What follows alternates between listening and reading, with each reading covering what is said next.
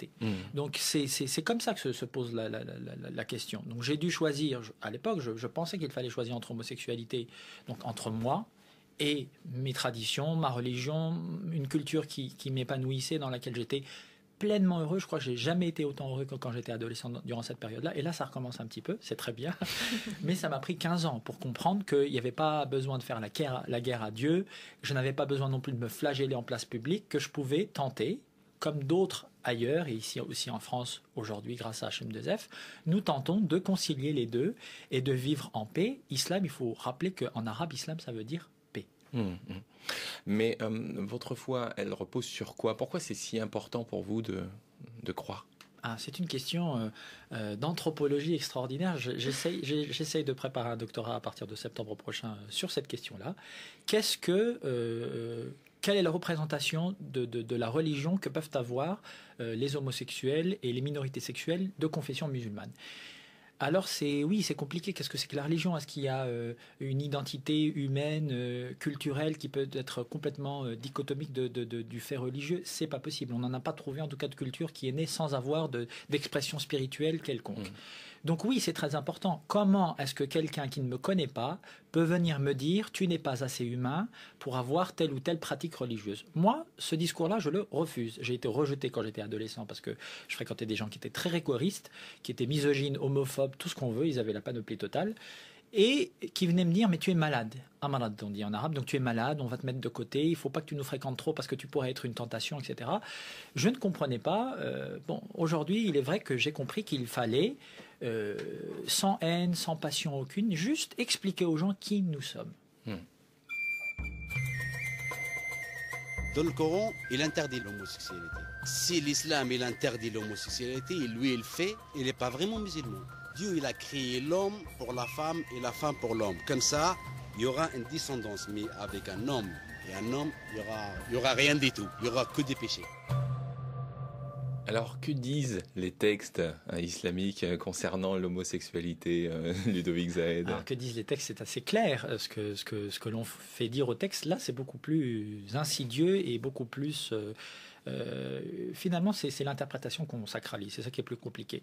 Les textes, comme le rappelait l'imam Obro à l'Assemblée nationale, à la conférence qu'on a organisée en partie avec l'IDAO pour la journée mondiale contre l'homophobie et la transphobie, il a rappelé qu'il y avait une référence furtive à l'homosexualité dans le Coran, qu'aucun hadith véridique en tout cas, à part des hadiths apocryphes qui ont été donc des traditions prophétiques. Hadith, c'est l'équivalent d'un verset Non, c'est une tradition prophétique, donc un dire ou un geste, ou une intention du prophète ou de ses compagnons à l'époque, du prophète des musulmans.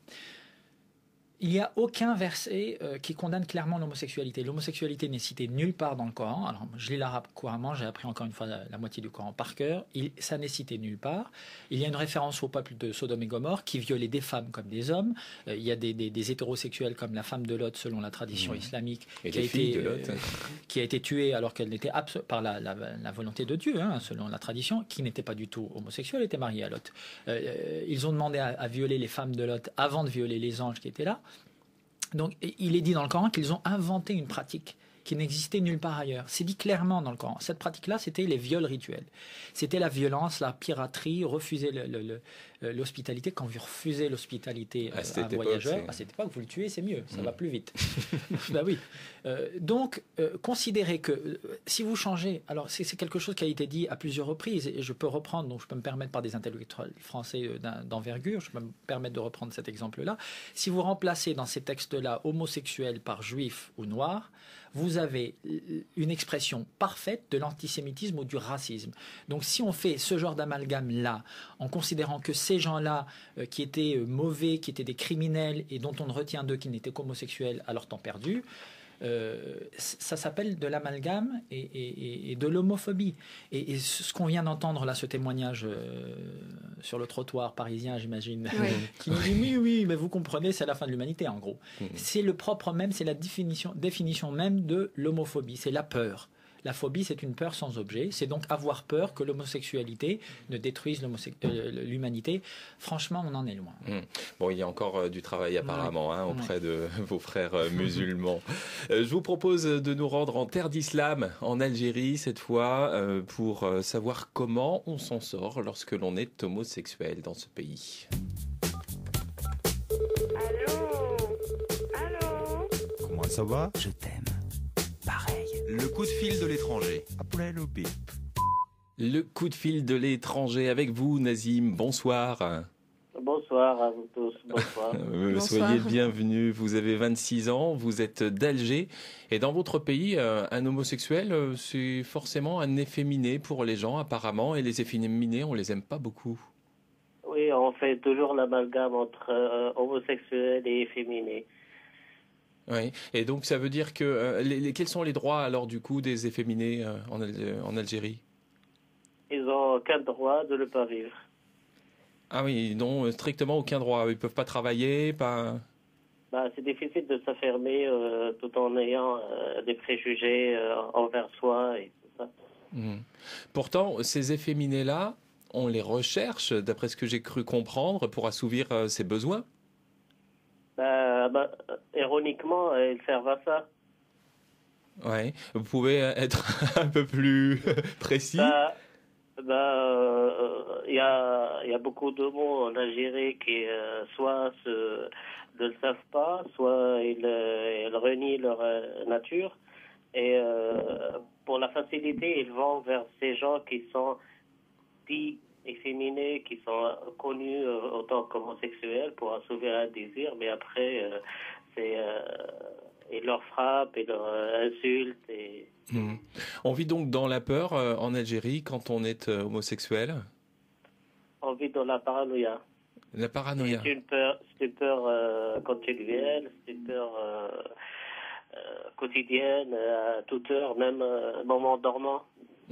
Même en dormant, c'est-à-dire pourquoi C'est-à-dire on a peur de parler pendant le sommeil et de dire des choses qu'on n'a pas envie de dire. Et vous, par exemple, alors, ça veut dire que vous vous cachiez ? Qu'est-ce que vous faisiez de spécial ? Vous vous barricadiez quand vous rentriez chez vous ? Quand je rentre, j'essaie de sortir le moins possible.